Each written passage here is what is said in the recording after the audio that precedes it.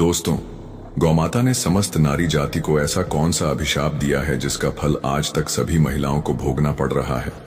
और इस अभिशाप को न तो टाला जा सकता है और न ही झुठलाया जा सकता है। इस अभिशाप का फल हर महिला को अवश्य भोगना पड़ता है। दर्शक मित्रों, आज के इस वीडियो में हम आपको इसी के बारे में बताएंगे कि गौमाता ने नारी जाति को ऐसा कौन सा श्राप दिया था जिसका असर आज भी सभी महिलाएं भुगत रही हैं। साथ ही हम यह भी जानेंगे कि यदि हम गाय को रोटी खिलाते हैं तो हमें कौन सा पुण्य प्राप्त होता है, और जो लोग गौमांस का सेवन करते हैं उन्हें नरक लोक में कैसी भयंकर सजा मिलती है। दोस्तों, एक समय की बात है जब भगवान श्री कृष्ण अपने सिंहासन पर विराजमान थे। तभी देवी राधा उनसे मिलने आईं।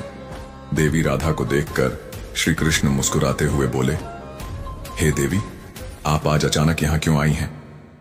राधा जी बोली, हे प्रभु, आज मैं आपसे 3 प्रश्नों का उत्तर जानने आई हूं। भगवान श्री कृष्ण ने हंसते हुए कहा, हे देवी, निश्चिंत होकर अपने तीनों प्रश्न पूछो, मैं अवश्य उत्तर दूंगा। देवी राधा बोली, प्रभु, मेरा पहला प्रश्न यह है कि गौ माता ने समस्त नारी जाति को कौन सा अभिशाप दिया था जिसका फल आज तक सभी महिलाएं भुगत रही हैं। दूसरा प्रश्न, यदि हम गाय को रोटी खिलाते हैं तो हमें क्या पुण्य प्राप्त होता है। और तीसरा प्रश्न, जो लोग गौ मांस खाते हैं उन्हें नरक लोक में कैसी सजा मिलती है। भगवान श्री कृष्ण बोले, हे देवी, यह प्रश्न अत्यंत उत्तम है और समस्त मानव जाति के कल्याण के लिए उपयोगी हैं, लेकिन इनके उत्तर मैं तुम्हें एक कथा के माध्यम से दूंगा। यदि तुम इस कथा को ध्यानपूर्वक सुनो तो तीनों प्रश्नों के उत्तर तुम्हें मिल जाएंगे। देवी राधा ने कहा, प्रभु, आप कथा सुनाइए, मैं इसे अंत तक ध्यान से सुनूंगी। तब भगवान श्री कृष्ण कथा सुनाने लगे।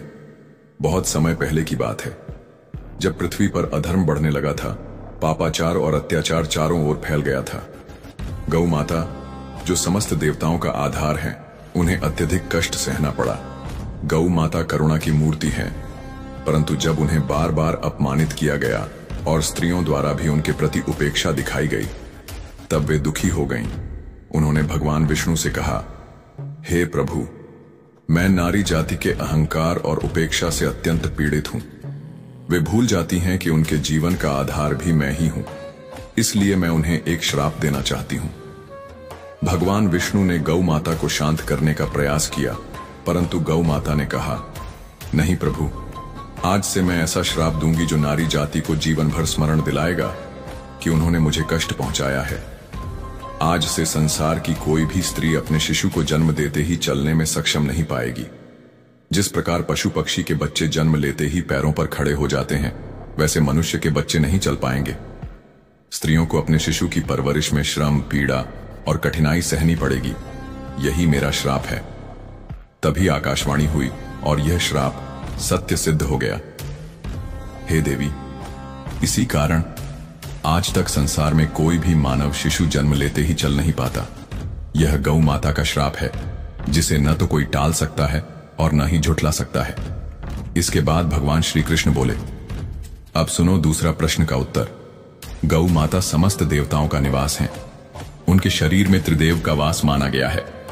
उनके सींगों में ब्रह्मा, उनकी पीठ पर विष्णु और उनके नेत्रों में शिव का वास है। इसलिए गौ माता की सेवा करने से समस्त देवताओं की सेवा होती है। जो भी मनुष्य गौ माता को रोटी खिलाता है, उसके सभी पाप नष्ट हो जाते हैं, चाहे वे पाप ज्ञात हों या अज्ञात। यहां तक कि उसके पितरों को भी तृप्ति मिलती है और उनका उद्धार होता है।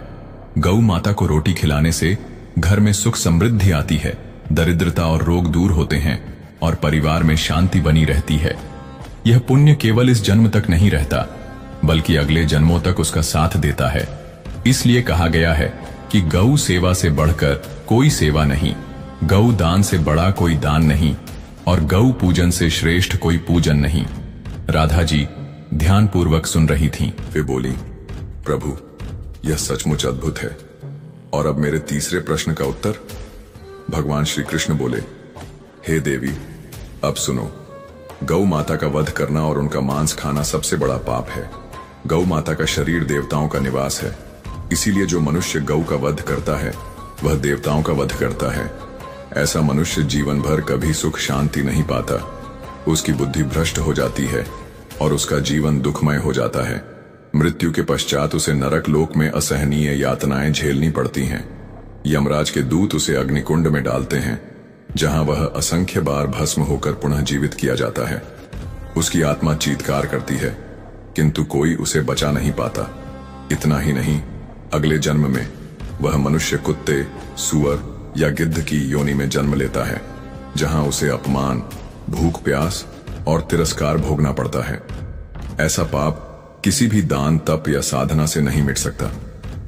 यह सुनकर राधा जी अत्यंत भावुक हो गईं और बोली, प्रभु, यह कथा मनुष्य जाति के लिए एक महान शिक्षा है। भगवान श्री कृष्ण मुस्कुराते हुए बोले, हे देवी, अब तुम्हारे तीनों प्रश्नों के उत्तर तुम्हें मिल गए। पहला उत्तर यह है कि गौ माता के श्राप के कारण ही आज तक मानव शिशु जन्म लेते ही चल नहीं पाता।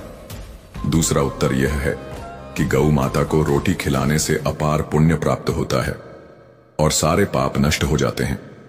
और तीसरा उत्तर यह है कि जो लोग गौ का मांस खाते हैं वे नरक लोक में असहनीय यातनाएं भोगते हैं और अगले जन्म में नीच योनि में जन्म लेते हैं।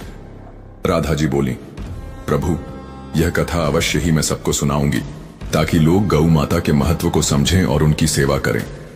भगवान श्री कृष्ण बोले, जो भी इस कथा को सुनेगा और गौ माता की सेवा करेगा, उसके जीवन में दरिद्रता, रोग और अशांति कभी नहीं आएगी। दोस्तों, यह थी गौ माता के श्राप की रहस्यमयी कथा। आपने जाना कि नारी जाति को कौन सा अभिशाप मिला और क्यों आज तक हर स्त्री उसका फल भुगत रही है। साथ ही आपने यह भी जाना कि गौ माता को रोटी खिलाने का कितना बड़ा महत्व है और गौमांस खाने वालों को कैसी भयंकर सजा मिलती है। इसलिए हे मित्रों, हम सबका कर्तव्य है कि गौ माता का सम्मान करें, उन्हें रोटी खिलाएं और उनका संरक्षण करें। तभी हमारे जीवन में सुख, शांति और समृद्धि आएगी। जय श्री कृष्ण। राधे राधे। गौ माता की जय।